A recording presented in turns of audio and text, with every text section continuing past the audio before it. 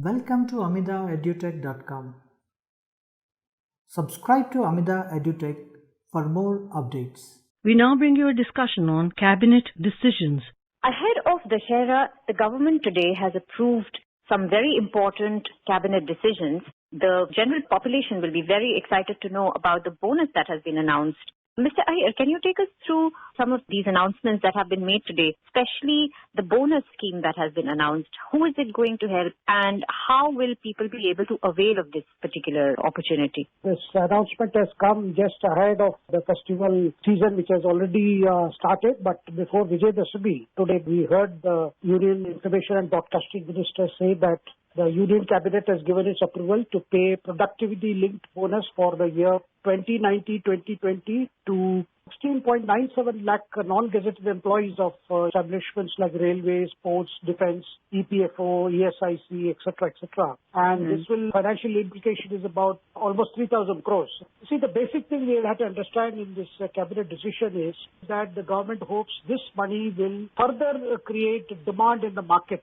The government has been having several stimulus packages to somehow see that the demand is revived, and this particular decision both is a relief for the government employees as well as, this money government believes will help in reviving the economic activity. And of course, this is normally the time when the payment of bonus is made before Durga Puja, Dussehra, and till the run-up to Deepavali. So this is a very important decision. This should create demand and so that the market can see some movement of consumer durables being bought and sold, so that the economic activity further picks up. When we say productivity-linked bonus and the non-productivity-linked bonus, how does it work, and how will this amount be disbursed to people? Some of the PSUs, they are linked to the profit that they generate. But here in this case, a lot of them will be covered which are not productivity linked. So how the payment will be made is a one-time payment, which is hopefully be done before the Vijay Dashami next week. And this will be a direct benefit transfer. It will be straight away paid into their salary accounts. So the money will directly be in the employees' hands, and they can utilize this money to purchase anything that they require next month or so. I mean, because at the end of the month you have the Deepavali, which is the money that will come in the hands, and government has been looking at various ways people putting more money on the people's hands, so that they can purchase some things, some items from the market. Earlier we saw that government had taken a decision on LTA that can be paid to them without any tax burden if they are willing to spend 3 times more that amount in purchase of any goods which attracts more than 12.5% GST. We have just seen that decision. So whole idea, if you look at it, the central government employees who are all over the country, they are huge number. So the government is seeing to it that they are being incentivized to spend. That is the most important part, because there has been a lot of grievance coming from the industry, from the market, that people are not buying goods and things. So this idea is 3,000 crore now, and earlier almost 28,000 crore by way of LTA. The whole idea is, more than 35,000 crore can be pushed into the market. Listeners would also like to know that why is it that it is so important and so crucial right now to boost consumer demand, especially after all the stress that the economy has been through because of the coronavirus pandemic. We have seen so much of lockdown that had businesses shut for so long. And now this move is going to benefit almost 30 lakh non-gazetted employees. What kind of boost of demand are we expecting? As you already mentioned, that is one of the major reasons why we're doing this. We saw there was some kind of an economic slowdown where the demand was falling and the production consequently got affected, industrial activity got affected. And immediately before government came with stimulus package and they were in operation, several schemes were announced, some kind of stimulus was announced. That was straight away in the last budget also in February, and subsequently also. We saw country being caught in this COVID-19, which saw the complete shutdown. A complete shutdown all over the country meant all markets closed, all factories closed, and there was virtually no trade or commerce taking place. This meant some of the manufacturing industries were, had a huge inventory. Also, whether it was wholesale or retail, there was a huge pile-up. Now what has happened since unlocking started, more and more markets opening up, there has been slowly the demand is picking up. And that demand we are seeing in the question of two-wheelers. There are two-wheelers across the country, industry has reported the market is picking up for them. More and more people who had postponed the decision to buy two-wheelers because of the pandemic are now coming and buying two-wheelers. Similarly, tractor. tractor, which is an important symbol of, the activity in the agriculture sector, that demand for tractors had also picked up.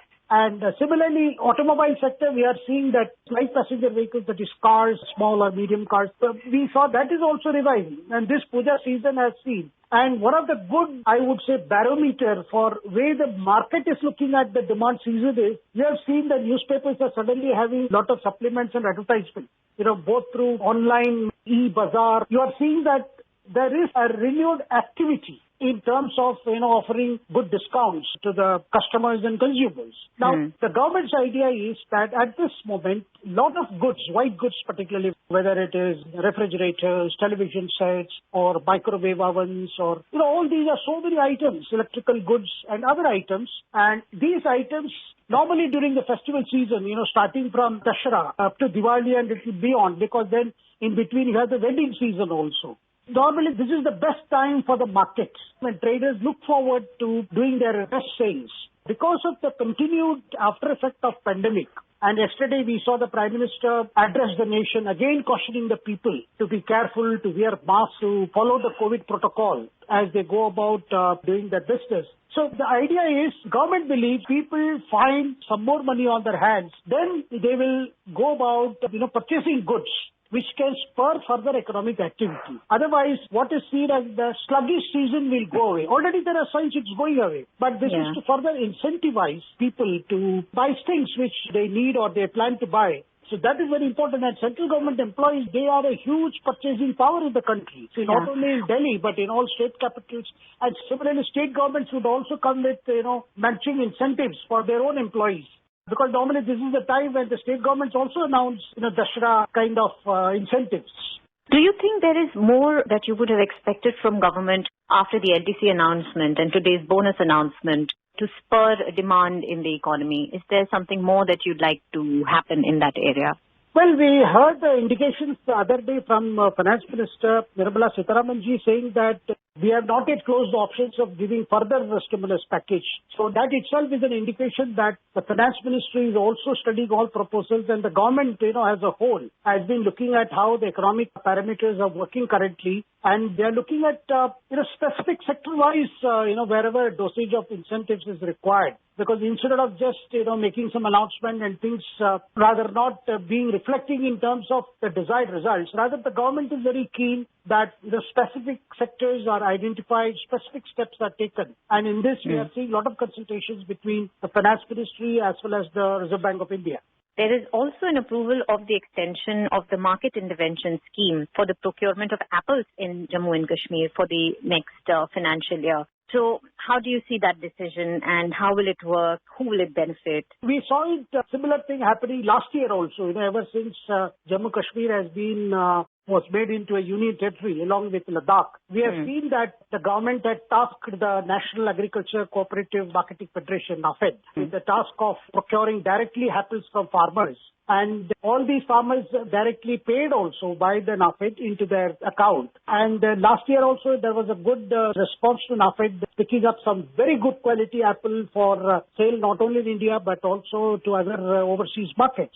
And government thinks that it can cover about 12 lakh million tons of apples can be procured under the scheme. And government has authorized NAFED to utilize whatever government guarantee it has, about 2,500 crore government guarantee for this operation. This is the season when apple is available almost from everywhere, from Kanyakumari to all over the country. This is the season of the apples, and in fact, many consumers are waiting for prices to further make it more attractive. But NAFED does it along with necessary security that is also needed for the farmers. We have seen on early occasion apple farmers being targeted, apple orchards being set on fire. We have heard these kind of instances, but this time security measures in the tight control. The idea is that the annual market for apples is best utilized for the farmers to get the best price for their produce, as well as the consumer also gets a good deal, and the consumer all over the country. And NAFED, has an excellent system of marketing, and they also have expert people working to collect very good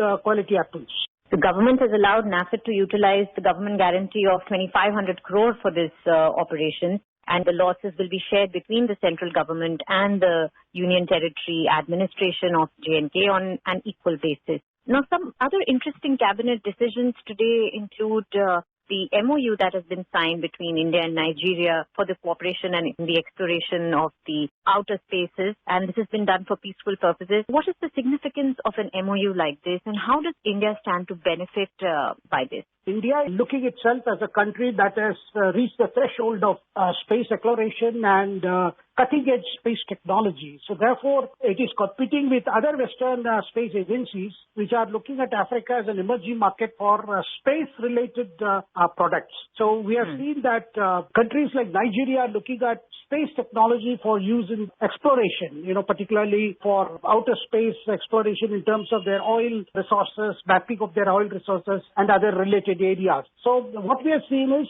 today the cabinet was actually apprised of a memorandum of understanding that has been signed between India and Nigeria on the use of outer space, but this is purely for peaceful purposes. As I said, this is an agreement that was actually signed between ISRO and the National Space Research Development Agency of Nigeria at Abuja in August.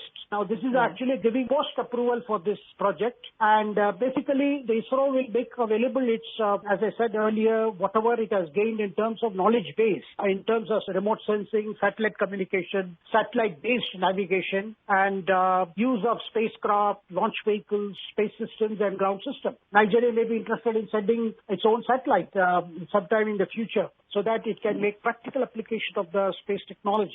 This MOU is going to will rather lead to a setting up of a joint working group, which will have members from the Department of Space and the National Space Research Development Agency of Nigeria. And they are trying to work out a time frame and a plan so that they can see what all is necessary in terms of Nigeria's requirement. Nigeria is a huge mineral resource base, and very interestingly that Nigeria is turning to a country like India, because at a time now this kind of space technology is available, is being offered by American space companies, by France, by Japan, by China. So India is, competing with these countries in terms of making available what it has managed, particularly the role of the ISRO in developing excellent expertise by its sheer hard work and sustained efforts to see that our space technology is something par or even the best in the world.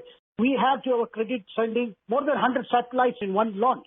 So these are the kind of things which is attracting customers like Nigeria. And Israel has already been authorized to go into commercial corporate entity kind of outlook in terms of looking at business potential of its technology, which is available with it now. There are other areas as well, like ICAI has signed MOUs with Papua New Guinea, and there is also a mutual recognition agreement between ICAI, the Indian Chartered Accountant Institute, and MICPA of Malaysia. So a lot of these forays that have been made today, how do you see them, Mr. Iyer? We just spoke about how we are offering our expertise in space technology. Similarly, we have had very professional accounting practices in our country, and the Institute of Chartered Accountants of India and Papua New Guinea's certified practicing accountants. They have another professional body. So they have entered into an agreement. So they are going to work together in establishing collaboration in areas like corporate governance, technical research and advice, and quality assurance in terms of accounting practices. Then forensic accounting, which is very, very important area. And we have seen that with a lot of digitalization of accounts and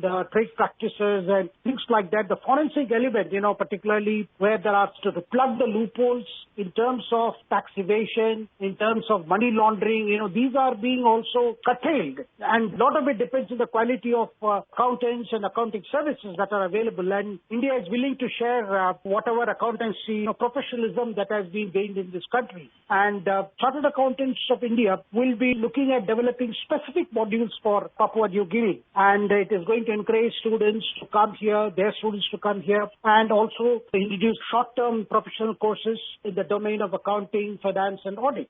This is actually something, a matter of pride for Indian Chartered Accountants fraternity as a whole. Mr. Iyer, thank you so much for all the insight that you've shared today. Some of these decisions have brought great cheer right ahead of the festive season, and we hope this was insightful. Thank you. Thank you very much.